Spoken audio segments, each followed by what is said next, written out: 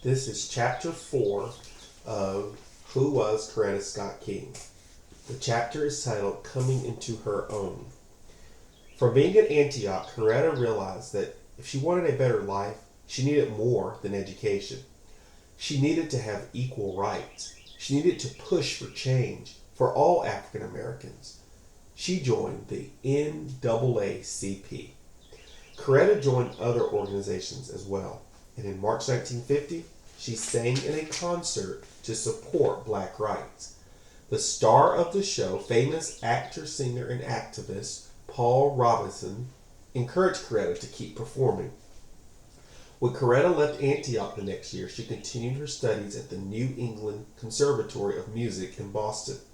She had taken a room in a large house in Beacon Hill. It was in a lovely, historic area of narrow, winding streets. The National Association for the Advancement of Colored People.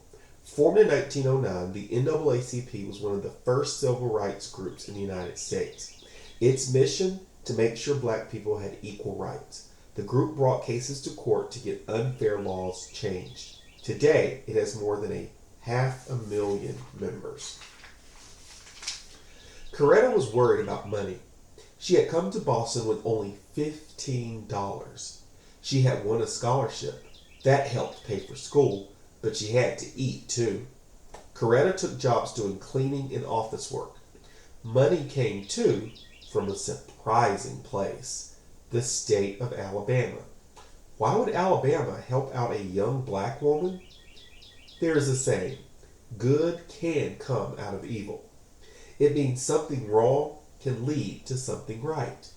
That's what happened to Coretta. Since Alabama didn't offer music programs to talented black students, the state was forced to cover some of Coretta's expenses in Boston. Finally, Coretta could stop worrying about money. In Boston, Coretta was busy but lonely. And though there were no white-only signs in Boston, there were many places she didn't feel welcome. Then a friend phoned. Have you heard of M.L. King Jr.? She asked. Everyone called Martin Luther King M.L. at the time.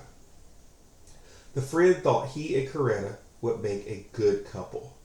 Coretta hadn't heard of Martin, but the friend explained he was studying religion at Boston University. At first, Coretta wasn't interested. She thought ministers were too serious, but finally she agreed. She didn't know it then, but she was coming to the biggest turning point of her life. Young Martin Luther King Jr. Martin was born in Alabama, Georgia on January 15, 1929. His father was a minister and the church was Martin's second home. An excellent student, Martin skipped 2 grades in high school, then graduated from Morehouse College, an all-black, all-male school. After college, he became a minister like his dad.